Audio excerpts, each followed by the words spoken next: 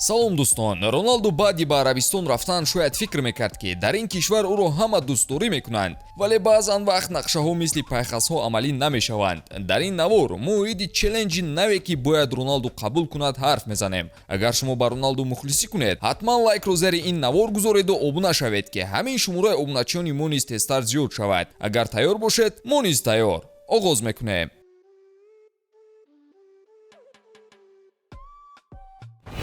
дӯстон, агар шумо ба тамошои футбол ва дигар навъи варзиш шавқ дошта бошед, агар шумо хоҳед ки тамошои бозиҳо бароятон боз ҳам ҷолибтар гузарад, пас ҳатман аз хизматрасониҳои ширкати 1x истифода баред. дар 1x регистратсия осон ва пардохт аз тамоми гӯшаи канори дунё, вале муҳимтар аз он бонус то $100 дар аввалин пардохт бо промокоди таҷфут.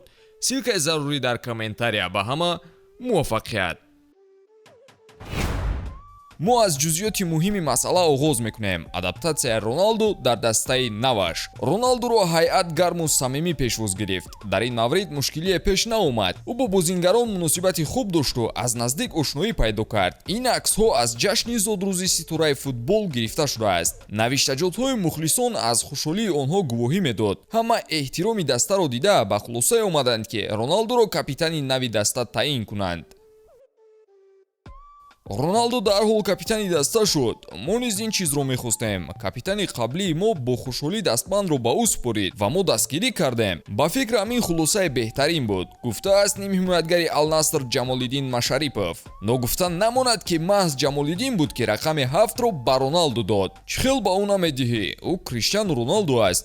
ин гуна бузингарон ҳамеша бояд эҳтиром шаванд. Илова кард ӯ. аз рӯзе ки ӯ ба Риёз омад, бо ҳама як хел муносибат дошт. ӯ ҳамеша қайд мекунад ки мо бояд як оила бошем. мо бояд ҳама якҷо ба пеш ҳаракат кунем. ҳатто дар вақти тамринҳо ӯ бо мо хушмуомила аст. ба ҳамин хотир эҳтироми ӯ рӯз то рӯз зиёд мешавад. ӯ намунаи беҳтарини одамгарӣ аст. суханони дигари Машарипов.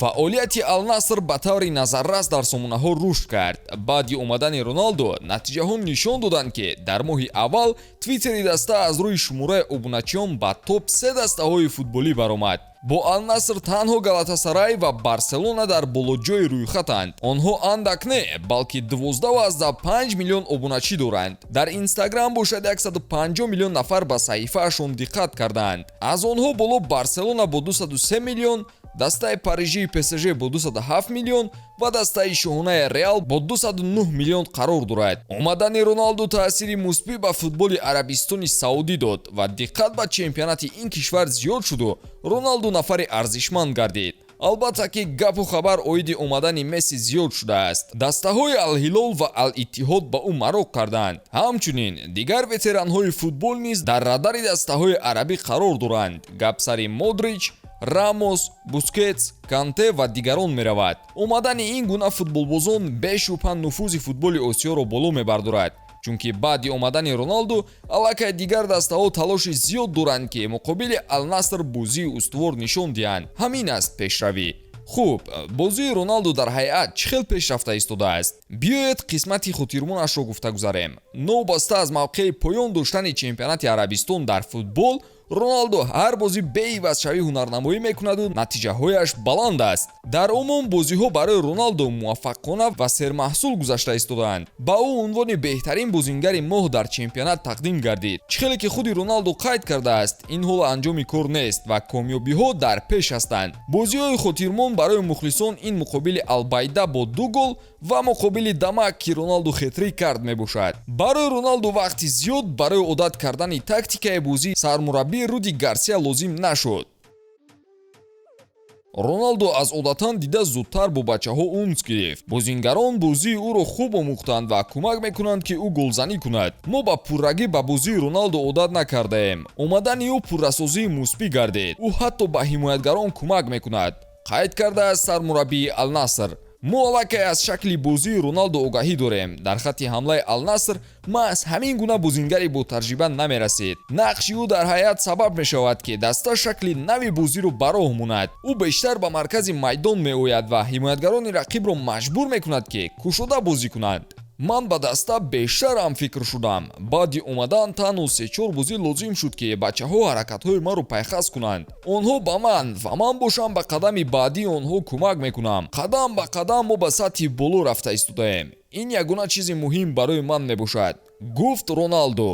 На ҳама чиз бемушкилӣ барои Роналдо дар кишвари нав пеш меравад. Ба ҳаёти роҳатии Роналдо чизе ба ғайр аз Лионел Месси мушкилӣ намешавад. Мухлисони дастаҳои рақиб асабҳои панҷкарата барандаи тӯпи тиллоиро бо садо додани номи Месси вайрон мекунанд. Ин ҳодиса қариб дар ҳама бозиҳои баргузор мешуда ба вуҷуд меояд.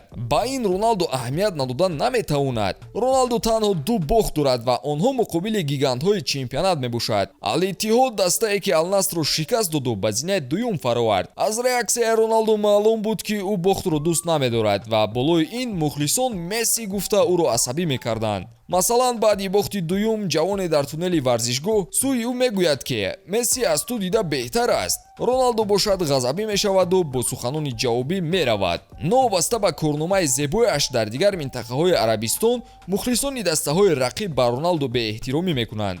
Шумо ба ин легендаи футбол чӣ муносибат доред? оё бозии Роналдо ба шумо писанд аст? ҳатман зери навор қайд кунеду мунтазири навори нав бимонед. Ба ҳамин тамом, хайр дӯстон.